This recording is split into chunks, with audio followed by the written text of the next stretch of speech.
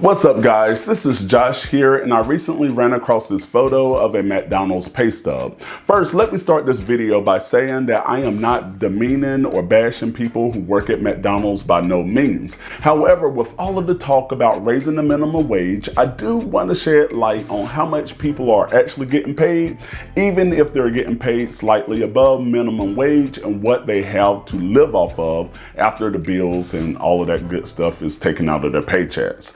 So if you look at the screen right now, here's a worker that works at McDonald's. They put in 72 hours for the entire week, making $8.75 per hour. Now, before taxes, they made $631 for the week. Now, they are making $8.75 per hour, and let me just mind you, that is currently above the federal minimum wage, which here's a map of the minimum wage, how it varies state by state. So let's say that this McDonald's worker worked 6 days a week at 72 hours. That's pretty much equaling 12 hours a day that they are working. So if this worker worked like this for an entire month, they would be making $2,524 before taxes every month. So the $2,524 falls within the 12% tax bracket, meaning that this person now roughly has to pay about $303 in taxes. So after taxes are taken out, they are left with $2,222 remaining for the entire month. Now, here's a map of the average rent cost per state. And for the sake of simplicity, we are going to say that this person's rent is $900 per month. Now, the average utility cost in the U.S. is currently $172 per month. So we're going to deduct that as well.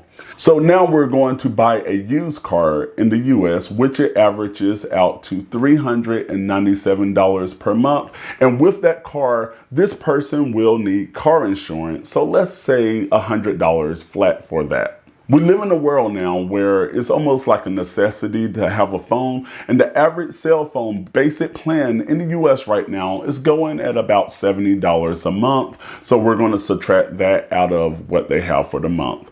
And it sucks because now this person don't even qualify for Medicaid because they make over the $2,135 as a single person. So now we have to go out and shop for health insurance for this person. And let's say that this person decides to go with the Obamacare option, which is still about $102 per month.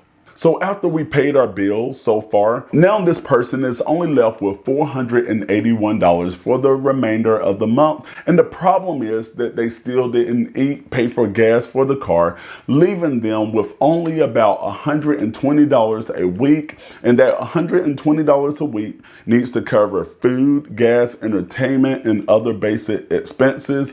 And still the person didn't throw anything towards savings, retirement, or church. So in looking at how this person is living and pretty much that they are left with nothing, this is why there is so much debate about raising the minimum wage to a livable wage. But think about this. This person is someone who is making more than minimum wage. So just say if that person had been making the minimum wage at $7.25 per hour, they would be left with a negative number right now. And just think, they are left with a negative number, don't have enough of money to eat, to pay their bills, just to do the basic things that a lot of people take for granted. And they are still working 12 hours a day. And the minimum wage in the U.S. has been $7.25 for nearly the last 10 years. Raising it could lift low-income people and low-income workers out of poverty, but some fear that it still would kill jobs and potentially hurt the economy. And I covered that topic in more detail in the top video right over there. The other video is about different side hustles that you can do to help close the gap. Subscribe by clicking the icon right here, and that way you don't miss anything. And I will see you in the next video.